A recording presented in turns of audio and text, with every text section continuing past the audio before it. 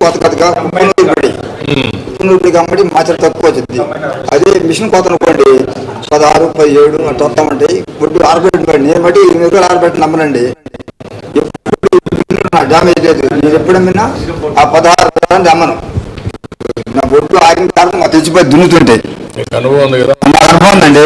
నేను 77 నుంచి వ్యవసాయం ఆరబెడుతుంది.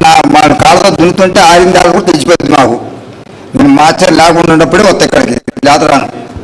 ఇక్కడ ఊరు రైతులు చాలా మంది ఆరబెట్టుకునే వస్తున్నారు. ఈ మట్టికి ఆరబెట్టి ఎప్పుడైనా ఆరబెట్టమంటే 20 మట్టికి ఆరబెట్టి 4 సంవత్సరాల మట్టి బయట అమ్ముకున్నాం ఫస్ట్. ఇప్పుడు మీరు మెషిన్ ఆన్ చేయడంలో కానీ ఆపరేషన్ చేయడంలో కానీ can they play any mistake? ఇక్కడ మిషన్ వచ్చేసి 525 ప్రెజర్ కదా సార్. సపోజ్ 550 ప్రెజర్ పెడితే ఒక 2 పాయింట్స్ 15 వస్తుంది సార్. అలాంటి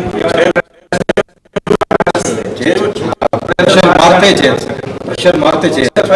525 పెట్టకుండా వేరే పెడితే ఖచ్చితంగా ఎక్కువ వస్తుంది. 550 పెట్టు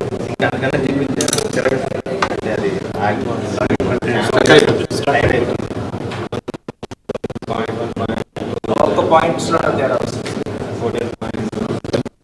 మినిమం మ్యాక్సిమం వేరియేషన్ ఎంతవరకు చేయగలుగుతారు?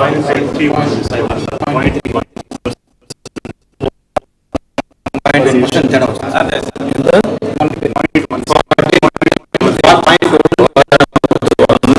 వచ్చిన తేడా ఏం చేశారు ఇప్పుడు? ప్రెషర్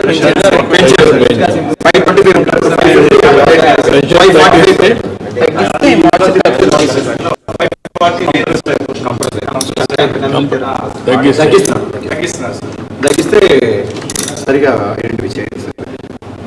తగ్గించేయండి చూద్దాం.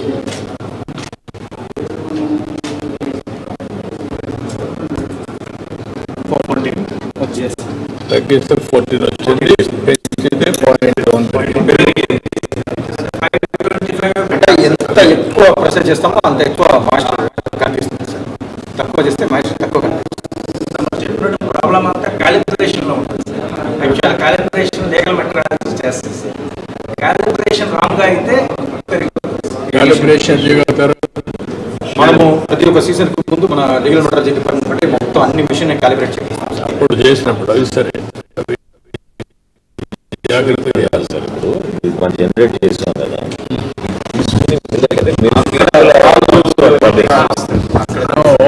వాళ్ళు ఇటువంటి మెషిన్ వేరేది పెట్టుకుని మ్యాచ్ కావడం లేదని చెప్తున్నారు. వాళ్ళు ఎంత చేస్తారు? ఇక్కడ వచ్చిన ఇదే రకం మిషన్ ఉంటుంది సార్. కాబట్టి వాళ్ళ దగ్గర వేరే మిషన్ ఉంటుంది కాబట్టి